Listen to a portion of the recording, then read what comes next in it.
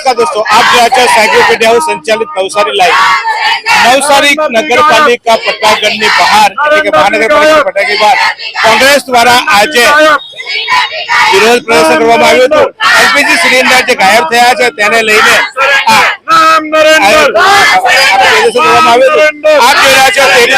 કોંગ્રેસના નેતાઓ અત્યારે આંદોલન કરી રહ્યા છે અને નોંધાવી રહ્યા છે વિરોધ।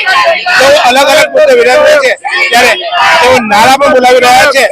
નરેન્દ્રભાઈ કાયમ શું કહે છે આ વિરોધના અંગે તે માટે આપણે કોંગ્રેસ શૈલેષભાઈ આ વિરોધનો મુદ્દો શું છે, શાના માટે વિરોધ કરી રહ્યા છો અને શું?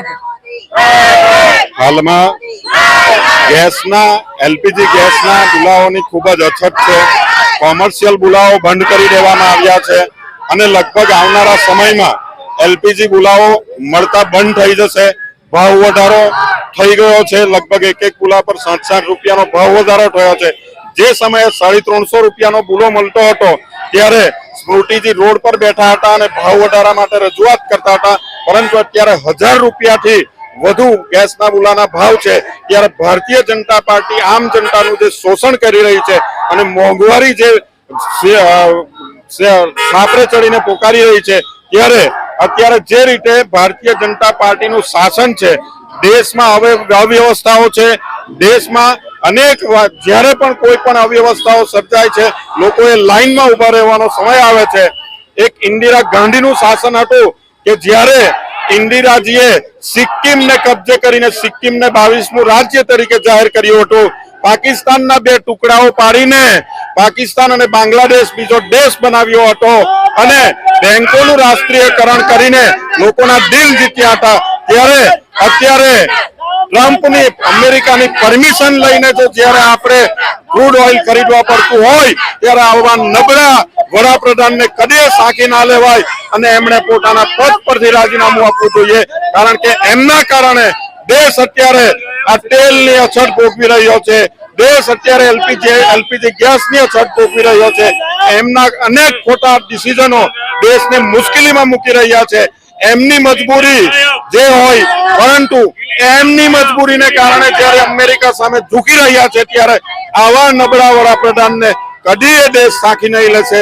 આ દેશ આઝાદી માટે લડ્યો છે, આઝાદી માટે લાખો લોકોએ લોહી।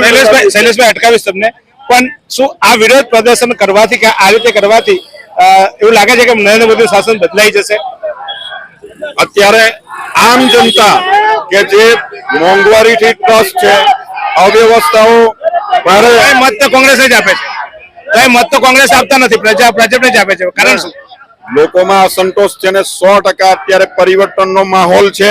પરિવર્તન આવશે ને આવશે। પરિવર્તન એ કુદરતનો નિયમ છે, કોઈ સત્તા કોઈની કાયમી રહી નથી। એ સદ્દામ હોય, મુસેલિન હોય કે કોઈ બીની સત્તાઓ પલટાઈ જ છે અને સમય એનો સાક્ષી છે। એટલે કોઈ પણ દિવસ પરિવર્તન શક્ય જ છે, કુદરત પરિવર્તનને આધીન છે। શક્ય નથી કે ભારતીય જનતા પાર્ટી શાસનમાં રહેશે। ચોક્કસ ભારતીય જનતા પાર્ટી શાસનમાં નહીં રહેશે અને શાસનને બદલવા માટે આ મહિલાઓ આગળ આવી છે અને આ આજે જે ભાવ વધારો છે સૌથી વધારે અસરગ્રસ્ત પણ મહિલાઓને થવાનો છે। રોટલો મોંઘો થવાનો, બાટલો મોંઘો થવાનો। એટલે શું કહેશો, તમારા વિરોધ પ્રદર્શન કરવાથી બાટલો સસ્તો થઈ જવાનો ખરો કે અમને ક્યારે સસ્તો પડશે? ભાજપને કોંગ્રેસ લડ્યા કરે એમાં અમારા તો રોટલા શેકાઈ જતા છે, અમારા બી શેકાઈ જતા છે સાહેબ। આ ભાજપના રાજમાં એક વર્ગ ત્રસી ગયેલું છે અને એવું આજના તબક્કે એવું કહેવા માંગે છે મોટી સંખ્યામાં અમારા કોંગ્રેસીજનો એકઠા થયેલા છે મોંઘવારી વિરોધના કાર્યક્રમ આપવા માટે। ત્યારે એક જ શબ્દ લોકોને અપીલ કરવા માંગુ છું આપશ્રીના માધ્યમથી કે હવે જાગો, 30 વર્ષથી તમે ભાજપના સરકારમાં તમને શું મળ્યું? ધસકે ને ભૂસકે મોંઘવારી વધે છે, તેલના ડબ્બાના ભાવ વધે, કઠોળનો વધે છે, દાળના ભાવ તો કેટલું વધી ગયું, 60 રૂપિયાથી ડાયરેક્ટ 200 કરી નાખ્યા અને આજે 60 રૂપિયા બાટલા પર ભાવ સિલિન્ડર પર વધ્યું। જ્યારે 340 રૂપિયા ભાવ હતા ત્યારે ભાજપ વાળા બાટલો લઈને પ્રદર્શન કરતા ન્યૂ દિલ્હીમાં। આજે જ્યારે 1100 માં બાટલો મળે છે ત્યારે એ બધા કાં ખોવાઈ ગયા છે? મારે પૂછવું છે, એ આજે કાં છે બધા? બેન, આ તો એવું થયું, અમે પેલા કોંગ્રેસને ટ્રાય કરી, કોંગ્રેસે 340 કરી દીધા, અમે ભાજપને ટ્રાય કરી, ભાજપ પાસે હવે કોંગ્રેસ કે અમને મોકો આપો, અમે મોકા જ આપ્યો તો અમે ક્યારે સરખા થઈશું બેન? અમે ક્યાં મોકો આપ્યો સાહેબ. આજે 30 વર્ષથી આ ભાજપની સરકાર છે. એના પહેલા કોંગ્રેસ આપેલી ને બેન. તો તે પહેલા બહુ સારું હતું. પૂછો તમે, લોકો સારી રીતે જીવતા હતા. એટલી મોંઘવારી ન હતી. 340 ક્યાં અને 1100 ક્યાં. અને એ હવે પબ્લિકે જાણી લેવું જોઈએ. અને પરિવર્તન એ જ એક વિકલ્પ છે. અમે લોકોને અપીલ કરવા માંગીએ કે આ સ્થાનિક સ્વરાજની ચૂંટણીમાં તમે બતાવી દો તમારો પાવર, અને તમને મોંઘવારીથી છુટકારો જોઈતો હોય તો. દીપકભાઈ, કોંગ્રેસ આવી પહેલા, પછી ભાજપ આવી, અત્યારે તમે વિરોધ કરો. આ ચૂંટણી આવી એટલે વિરોધ. કોંગ્રેસ ભાજપનો વિરોધ 30 વર્ષથી ગુજરાતમાં અને છેલ્લા 11 વર્ષથી સેન્ટ્રલમાં પણ કરે છે. હાલમાં જે તેલનો ભાવ વધારો થયો એ ચૂંટણીલક્ષી ભાવ વધારો છે. હાલમાં કોઈ મગફળી નહીં કે કોઈ તેલીબિયાની સિઝન નથી કે પાક ઓછો થયો એને ભાવ વધે. અત્યારે ચૂંટણી આવવાની, લોકો તેલિયા રાજાઓ પાસે ફંડ લેવાના મોટું. એ ફંડ તેલિયા રાજાઓ પબ્લિક પાસે વસૂલ કરવાના, અને એ ફંડથી આ ભાજપ વાળા નાના માણસોને વેચાતા લઈ એને લોભ લાલચ આપીને પૈસામાંથી લોકો વોટ લેવાની આખી એ લોકોની ગણતરી છે. પ્રજા હવે બધું સમજી ગઈ છે અને મોંઘવારીથી ત્રાસી ગઈ છે. વેપાર ધંધા નથી, રોજગારી નથી. આ દેશના 50% યુવાનો ડ્રગ્સની ચપેટમાં આવી ગયા છે. યુવાનો પાસે ઇન્સ્ટાગ્રામ ને સોશિયલ મીડિયા સિવાય કોઈ ધંધો નથી. બિલકુલ બેરોજગારી છે. ભણેલા ગણેલા લોકોને 10,000ની નોકરી પણ નથી મળતી. ત્યારે યુવાનો પણ જાગે, લોકો પણ જાગે. અને અત્યારે સ્થાનિક સ્વરાજ્યની ચૂંટણીઓ આવવાની છે, તો તળિયામાંથી આ લોકોને નેસ્ત નાબૂદ કરી એના મૂળિયા કાપી નાખે તો જ આવનારા સમયમાં આ દેશનું ભવિષ્ય મને સારું દેખાય છે. ચોક્કસ આ દેશનું ભવિષ્ય સારું કરવું હોય તો કોંગ્રેસને નેતૃત્વ આપો, એવું દીપકભાઈ બારોટનું કહેવું છે. અહીંયા કોંગ્રેસીઓનું એવું કહેવું છે કે અમને મોકો આપો. હવે મોકો આપવામાં આજે તો આપણે 200નો સિલિન્ડર 1200માં ખરીદતા થયા છીએ, પરંતુ આગામી દિવસમાં આ સિલિન્ડરો અને આ જે ભાવ વધારો છે એ ભાવ વધારાના પ્રશ્ન લઈને શું થશે તે માટે હાલ તો કોંગ્રેસ દ્વારા વિરોધ પ્રદર્શન કરવામાં આવી રહ્યું છે.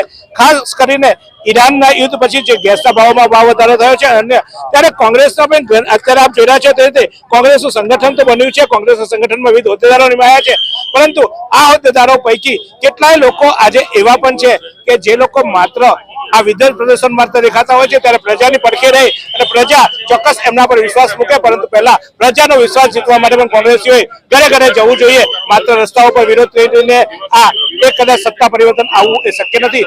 જોતા રહો આ જ રીતે તમારી સાથે તમારા માટે બોલતો અવાજ ઉઠાવતી અમારી એકમાત્ર ચેનલ નવસારી લાઈવ. 22 વર્ષથી દરરોજ લાખો જીવનોમાં આશા અને આરોગ્યનું પ્રકાશ આપતી Kejal life in multi speciality hospital.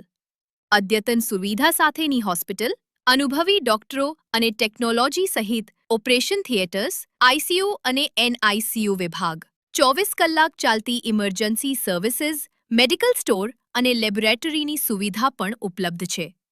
Hospital સેવાઓ જેમ કે ઓર્થોપેડિક વિભાગ, મગજ અને સ્પાઇન વિભાગ, યુરોલોજી અને હૃદય રોગ વિભાગ, જનરલ સર્જરી વિભાગ, ઈએનટી અને ગેસ્ટ્રોએન્ટરોલોજી વિભાગ, બાળ રોગ વિભાગ, ફિઝિયોથેરાપી સુવિધા, ડેન્ટલ, મનોચિકિત્સા વિભાગ, સ્કિન એસ્થેટિક અને પ્લાસ્ટિક સર્જરી વિભાગ અને 800થી વધુ ડાયાલિસિસ કરતું નવસારીનું એકમાત્ર ડાયાલિસિસ સેન્ટર. પરિવાર દીઠ 10 લાખ સુધીની પ્રધાનમંત્રી જન આરોગ્ય આયુષ્માન યોજના કાર્ડની સુવિધા અને વાહન અકસ્માતના સમયે 50,000 સુધીની વાહન અકસ્માત સહાય યોજના અને કેશલેસ સુવિધા પણ ઉપલબ્ધ છે. Kejal life in multi speciality hospital. તમારું સ્વાસ્થ્ય અમારું ધ્યેય.